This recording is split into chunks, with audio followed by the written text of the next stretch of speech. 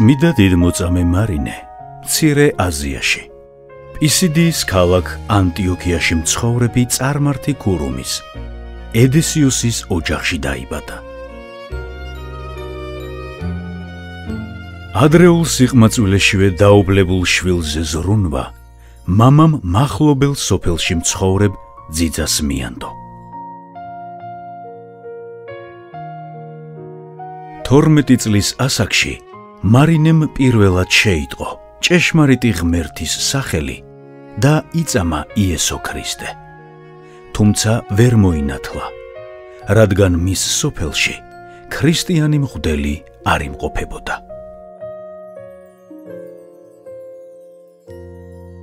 როდესაც მამამ გაიგო ქალიშვილის გაქრისტიანების ამბავი, შეიძულა და თავის შვილად აღარ თვლიდა.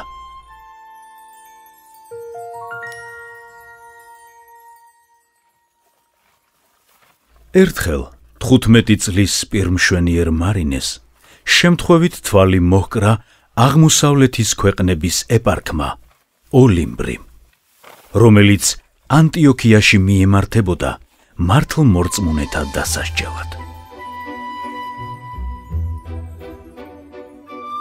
ქალწულის სილამაზით მოხიბლულმა ეპარქმა თავარს მოაყვანინა ქალწული და წარმომავლობა და სახელი ჰკითხა. მან კი თავმდაბლად უპასუხა: ვარ მე ქრისტიანე და მერმე თავისუფალი და მარინა არის სახელი ჩემი. ვმსახურებ ღმერთსა ყოვლისა შემოქმედსა, იესო ქრისტესა, მამისა მისისათანა და სულისა წმიდისა, ერთსა ღმერთსა ჭეშმარიტსა. ეპარქმა მეომრებს მისი ქალაქისაკენ წაყვანა უბრძანა. გზაში მარინე სასოებით ლოცულობდა და შეწევნასა და სიბრძნეს შესთხოვდა უფალს.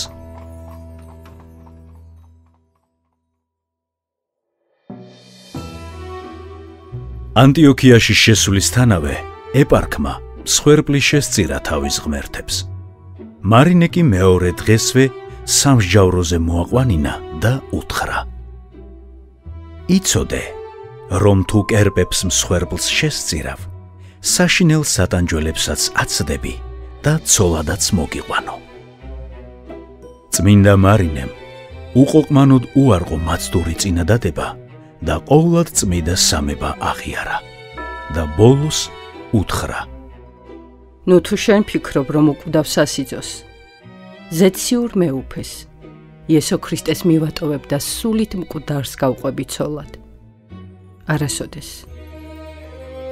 ეპარქმა თავი შეურაცხყოფილად იგრძნო და უბრძანა: მიწაზე დაეგდოთ, დაუნდობლად გაეშოლტათ და რკინის სამთითებით დაეჩიჩქნათ. შემდეგ ეპარქმა ბრძანა მისი კუერთხით გუემა.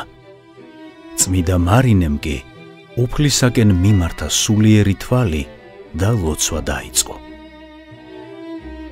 უფლის შეწევნით იგი ტკივილს ვეღარ აგრძნობდა. ყრმა ქალწულის მოთბინებამ განარისხა ეპარქი და მისი ბნელ ჯურღმულში ჩაგდება ბრძანა.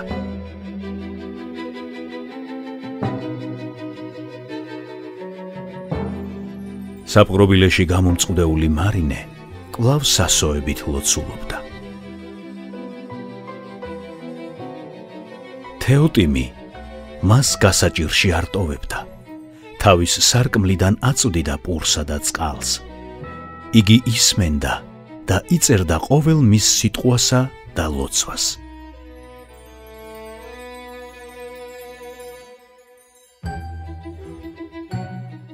ეშმაკმა განიზრახა საშინელი ჩვენებით შეეძრწუნებინა ქალწული და გამოეცხადა ჭრელი, ვეებერთელა საზარელი გველეშაპის სახით.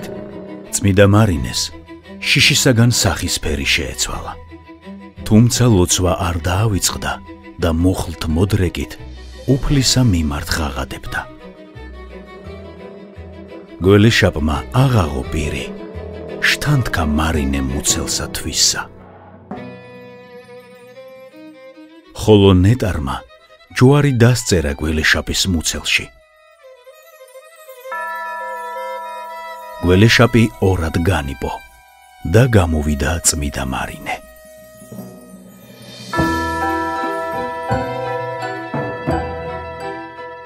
ამ დროს წმიდა მარინემ საპყრობილის მარცხენა კუთხეში დაინახა კაცივით მჯდომარე შავი არსება, რომელსაც ხელები მუხლებზე ჰქონდა შემოხვეული და ისევ დაიწყო ლოცვა.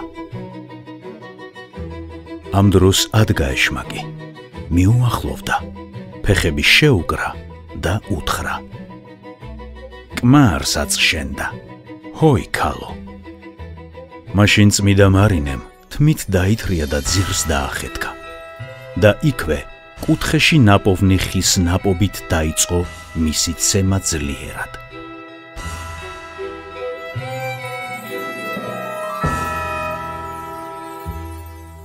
უფალს რომ ხმადლობდა, საპყრობილე განათდა და წმიდა მარინეს ზეციური ნათელი მოეფინა. დილეგს სახურავი ახლდოდა. იქიდან კი თითქოს მზის სხივები იფრქვეოდა. იხილა დიდი ჯვარიც, რომელიც საოცარი შუქით ბრწყინავდა. მის ზემოთ კი თეთრი მტრედი გამოჩნდა, რომელიც ადამიანის ხმით ესიტყვებოდა: გიხაროდენ მარინე, ქრისტეს გონიერო მტრედო, რომელმან ვეშაპი მოჰკალ, ჰოი მარინა, და კბილნი მისნი შეჰმუსრენ და ქალწულება ითვისი, დაიცევ უბიწოდ. შენთვის განმზადებულარს გვირგვინი დიდებისაი. მადლმოსილის სიტყვებით გამხნევებულ მოწამეს გამოუთქმელი სიხარული დაეუფლა, ხოლო მისმა დახეთქილმა სხეულმა გამრთელება დაიწყო. ტკივილი და სისუსტე გაქრა. მეორე დღეს ეპარქმა ოლიმბრიმ კვლავ მოიწვია უსამართლო სამსჯავრო. უამრავმა ხალხმა მოიყარა თავი, ხოლო როცა სულითა და ხორცით ახოვანქმნილი ქალწული კვლავ მათ წინაშე წარსდგა, უგულისხმონი ამ სასაულმაც ვერ მოიყვანა გონს. მისი განკურნება ეპარქმა კერპებს მიაწერა და მათი თაყვანისცემა მოსთხოვა. მაგრამ ნეტარმა კვლავ მტკიცედ აღიარა ქრისტე და კერპებისათვის მსხვერპლ შეწირვაზე უარი განაცხადა.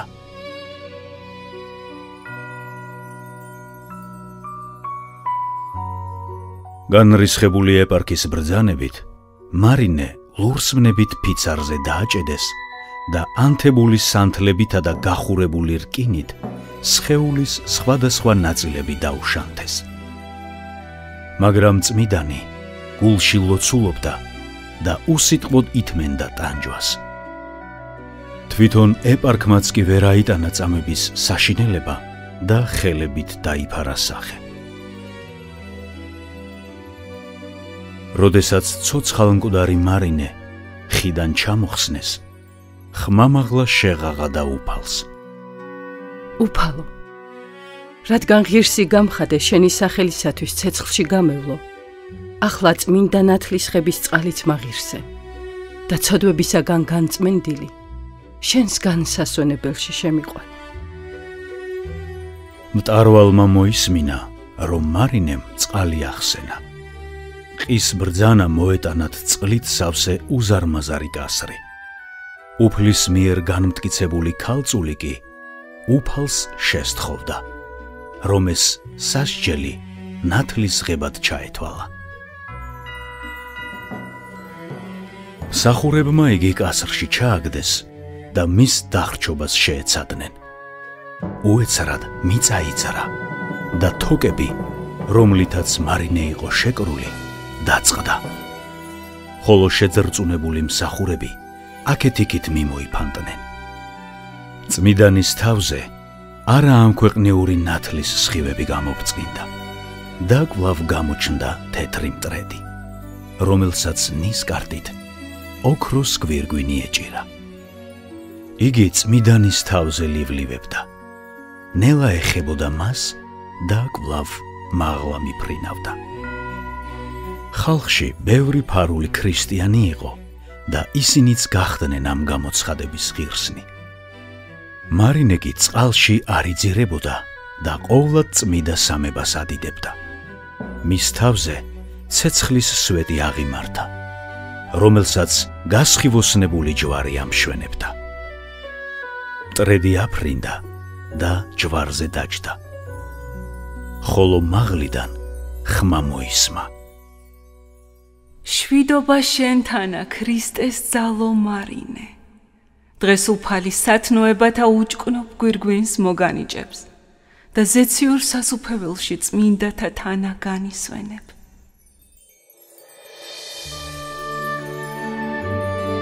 როდესაც ეს ხმა ესმათ და დაინახეს, რომ მარინე უვნებელი ამოვიდა წყლიდან, მრავალმა ირწმუნა ქრისტე და მზად იყო მისთვის სიკვდილი დაეთმინა. ეპარქი გააფთრდა და ბრძანა, ამოეჟლიტათ ყველა, ვინც ქრისტეს აღიარებდა. იმ დღეს 15,000-მა წარმართმა სისხლით იღო ნათელი და მოწამეთა დასს შეუერთდა. წმიდა მარინე დასასჯელად რომ გამოიყვანეს, ხალხს მოუწოდა დაეგდოთ ეშმაკის საცთური, სულის წარმწყმედელი კერპთ მსახურება და ეცნოთ ერთი, ჭეშმარიტი ღმერთი. შემდეგ კი ლოცვა დაიწყო. უეცრად მიწა იძრა და ხალხი შიშმა შეიპყრო. ბევრი მიწაზე დაეცა და ჯალათიც პირქვე დაემხო.